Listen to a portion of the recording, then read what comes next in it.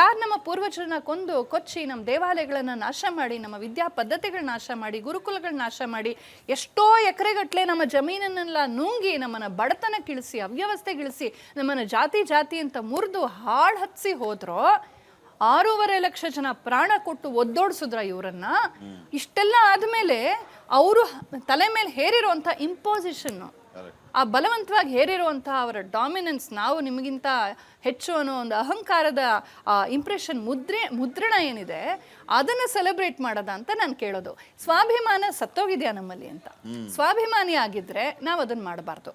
ನಾನು ಇನ್ನೂ ಮಾಡ್ತಿದ್ದೇನೆ, ಮಾಡ್ಕೊಳ್ಳಿ, ಬಟ್ ನಿಮ್ಮಲ್ಲಿ ಸ್ವಾಭಿಮಾನ ಇಲ್ಲ ಅಂತಲೇ ನಾನು ಹೇಳ್ತೀನಿ. ಸೆಲೆಬ್ರೇಷನ್ ಬೇಡ.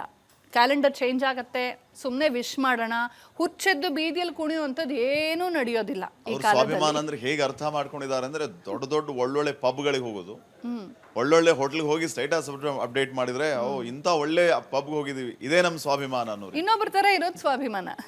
ಸ್ವ ಇಲ್ಲ ಅಲ್ಲಿ, ಅಭಿಮಾನ, ಪರಾಭಿಮಾನ ಅದು.